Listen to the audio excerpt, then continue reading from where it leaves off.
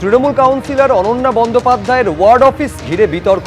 বিজেপির দাবি, ওই অফিসে মিলেছে কলকাতা পুরসভায় নিয়োগের তালিকা। কলকাতা পুরসভার 109 নম্বর ওয়ার্ডের তৃণমূল অফিস থেকে উদ্ধার হয়েছে ত্রাণের প্রচুর জিনিস। ওই ওয়ার্ড অফিসের চাবি তার কাছে থাকে না বলে দাবি করেছেন কাউন্সিলর অনন্যা বন্দ্যোপাধ্যায়।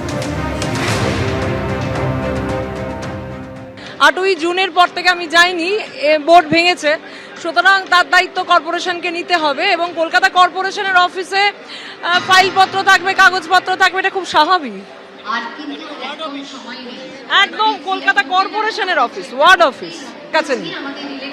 কলকাতা কর্পোরেশনের চাবি তো আমাদের কাছে ছিলও না, সুতরাং যারা গেছে তারা কার থেকে নিয়েছে, কি করেছে, কর্পোরেশনকে যোগাযোগ করতে হবে। আমরা বারবার যে কথাটা বলছি, প্রশাসনকেও বলেছি। আমি গতকাল আমার কনস্টিটিউয়েন্সিতে ছিলাম, সেখানে ক্যাটেগরিক্যালি বলেছি যে যারা মানুষের থেকে টাকা পয়সা নিয়েছেন, কারণ আমি তো ওই অ্যাসেম্বলিতে মাত্র 37 দিন ভোটের আগে মুভ করার সুযোগ পেয়েছি।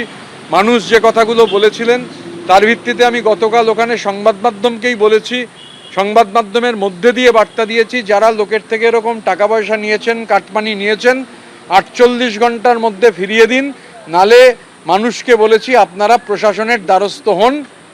কারণ এটা স্বাভাবিকভাবে এখন অনন্যা বন্দ্যোপাধ্যায়ের ওখান থেকে কি হয়েছে তা নিয়ে আমার সম্যক কোনো ধারণা নেই।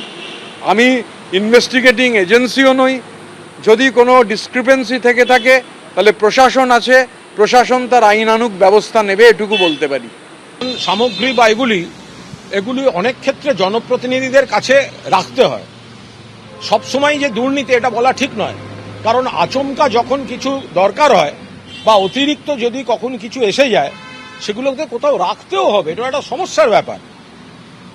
এবার আপনি যে সবটা একসঙ্গে ডিস্ট্রিবিউট করে ফেলতে পারবেন না, ফলে রাখা মানেই দুর্নীতি আর পাওয়া যাওয়া মানেই কালোবাজারির জন্য মজুদ, এই ধরনের ধারণাটা সব ক্ষেত্রে ঠিক নয়। যদি কেউ কোনো দুর্নীতি বা কোনো খারাপ কাজ করে থাকেন আলাদা, কিন্তু কারুর জায়গায় কিছু পাওয়া যাচ্ছে মানেই এরপর যেটা হবে জানেন তো, সাধারণ মানুষ চট করে কোনো সাহায্য পাবেন না। কারণ জনপ্রতিনিধিদের কাছে রাখলে হঠাৎ কোথাও কোনো দরকার হলে সঙ্গে সঙ্গে ত্রিপল, সঙ্গে সঙ্গে কিছু দিতে পারেন। এরপর যদি সরকারি নিয়ম মেনে চলতে হয় সবটা, তাহলে হচ্ছে ঠিক জরুরি সময় যেটা হাতের কাছে পাওয়া যায় সেটা কিন্তু পেতে সমস্যা হয়ে যায়।